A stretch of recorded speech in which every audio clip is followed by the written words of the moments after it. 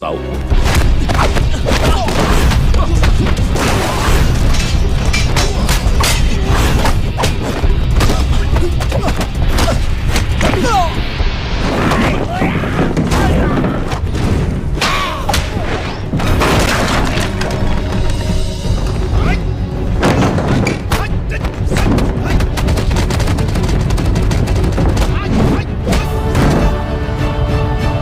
Cerita diawali saat Ip Man menyewa tempat untuk membuka kelas Wing Chun. Dia dibantu temannya yang bernama Liung. Dia adalah pemimpin redaksi koran.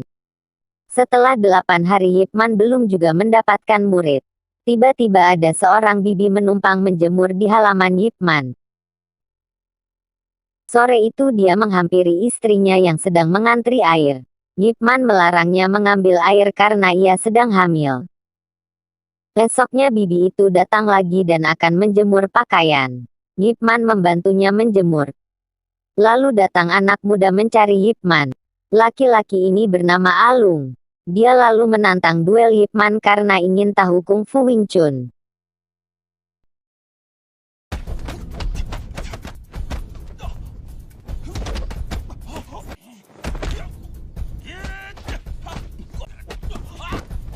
Tapi dia kalah dan langsung pergi.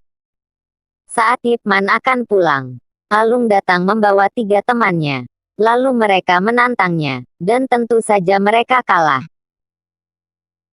Alung dan 3 temannya bersujud untuk jadi murid Ip Man. Besoknya mereka berlatih. Teman Alung yang lain datang dan ikut menjadi murid Ip Man. Dan mereka serius berlatih. Saat akan membeli roti, tiba-tiba Ip Man melihat Kuan temannya. Kuan mencuri bebek packing. Lalu Ip Man membayarnya dan ia mengejar Kuan. Anak Kuan menceritakan, sejak kepalanya kena tembak tentara Jepang, ayahnya menjadi lupa ingatan.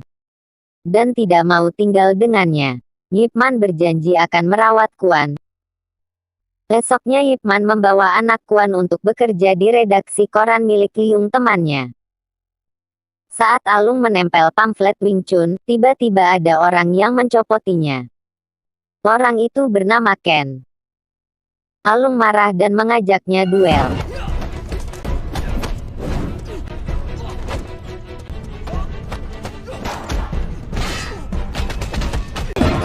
Alung mengalahkannya. Tapi kemudian dia dikeroyok. Saat Ip Man sedang melatih tiba-tiba ada yang datang. Mereka menahan Alung dan minta Ip Man menebusnya di pasar ikan. Lalu Ip Man pergi ke pasar ikan. Dan menemui mereka. Ip Man meminta muridnya dilepaskan. Dan mengatakan mungkin ada kesalahpahaman. Ken meminta tebusan tapi Ip Man tidak mempunyai uang. Lalu mereka menyerangnya. Teman-teman mereka berdatangan dan menyerang Ip Man dan Alung.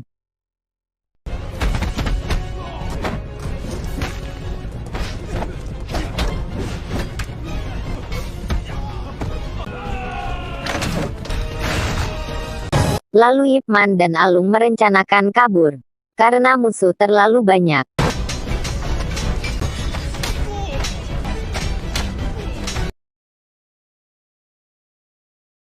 Tapi tiba-tiba Yin dan kelompoknya datang. Lalu dia mengatakan guru Yip silakan pergi. Tapi saat mau pergi gurunya Ken dan anak buahnya datang. Dia bernama Guru Hung. Guru Hung memarahi Yin karena ikut campur. Lalu Guru Hung menanyai Ip Man. Siapa yang memberi dia izin mengajar kungfu? Di sini ada aturannya. Kau harus menerima tantangan guru kungfu yang lain. Polisi teman Guru Hung bernama Fatso datang. Dan malah menangkap Ip Man, Alung dan Yin.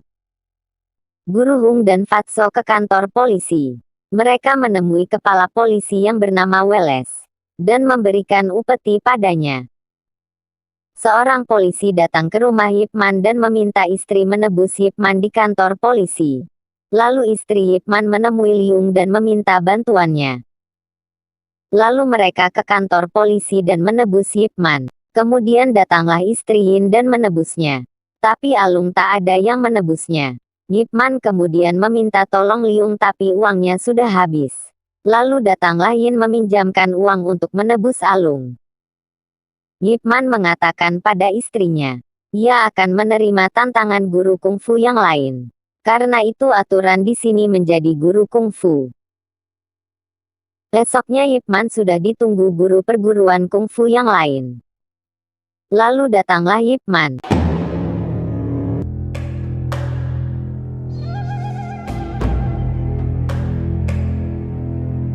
Dan guru Lao maju pertama.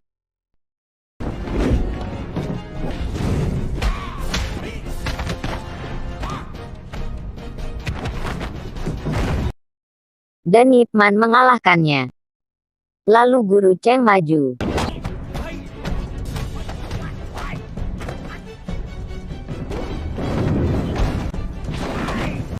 Dan dia juga kalah. Lalu guru Hung maju melawan Yip Man.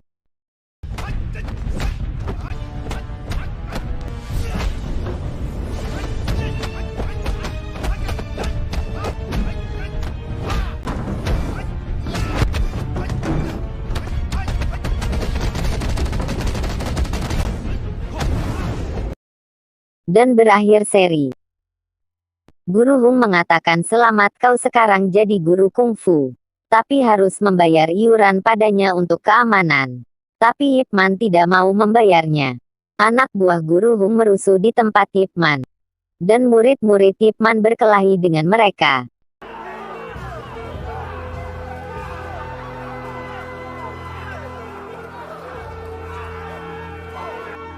Dan akibatnya Yip Man tidak boleh menggunakan lagi tempat itu. Lalu Yip Man menyuruh muridnya membawa patung kayu ke rumahnya. Yip Man lalu mencari guru Hung. Dia meminta guru Hung jangan mengganggunya. Guru Hung mengatakan dia juga harus menyetor pada orang asing itu. Yip Man tetap tidak mau ikuti aturan guru Hung. Lalu ia pergi. Tapi guru Hung menyerangnya. Tiba-tiba anak guru Hung datang dan untung Yip Man menyelamatkannya. Besoknya saat Yip Man melatih muridnya di lapangan, datanglah guru Hung. Dia memberikan tiket pertandingan tinju pada Yip Man. Di tempat pertarungan tinju, datanglah Weles dan petinjunya. Lalu guru Hung menanyakan bagiannya dari acara ini pada Weles. Tapi Weles malah memarahinya, dan menyuruhnya keluar. Di hari pertandingan tinju, saat pertunjukan bela diri Cina, petinju asing yang bernama Twister menanyakan apa ini. Mengapa mereka berteriak dan menari. Lalu dia malah maju ke ring tinju. Dan menantang mereka memukulnya. Tapi kemudian dia memukuli mereka. Dan mengejek apa ini kungfu Cina. Lalu terjadi kerusuhan di ring tinju.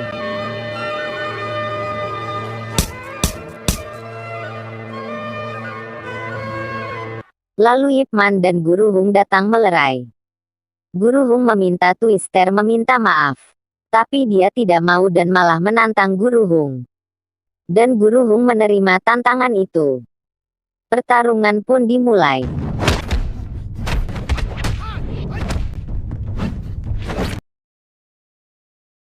Yip Man memberi saran untuk menyerang bisepnya saja. Tapi tidak semudah itu kata guru Hung.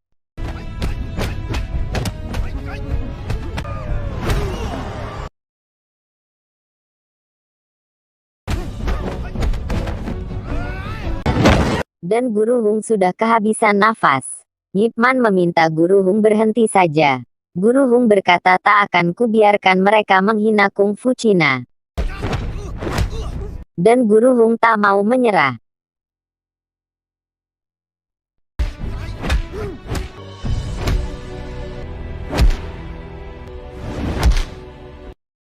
Dia tak mau menyerah sampai akhirnya ia meninggal.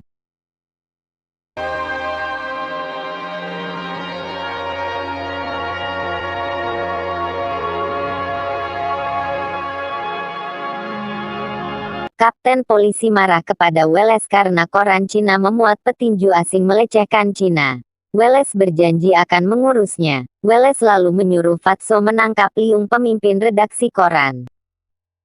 Lalu Weles memukulinya.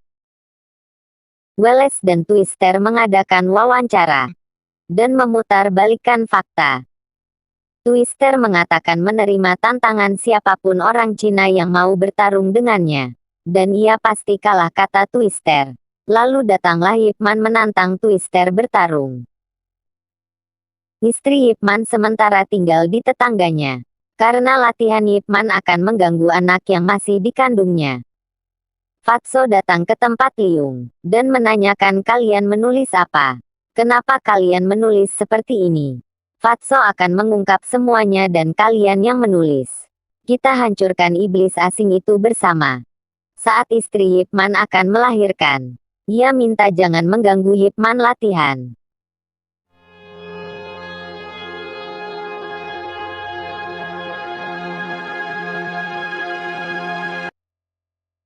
Babak pertama dimulai.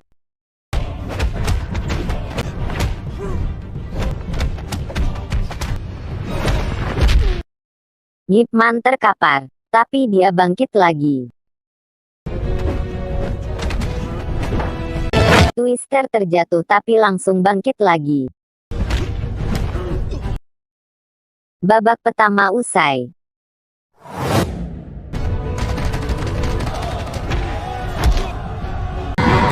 Saat babak kedua usai, juri mengatakan tidak boleh memakai kaki atau akan didiskualifikasi. Ip Man terkapar, tapi dia bangkit lagi.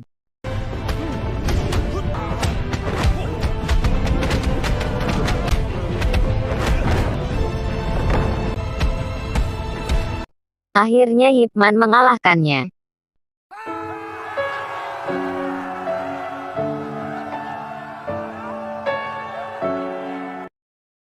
Wallace ditangkap atas laporan Fatso.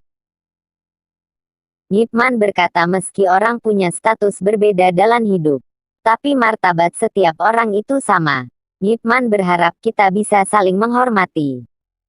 Lalu Ip Man pulang mencari istri dan anaknya.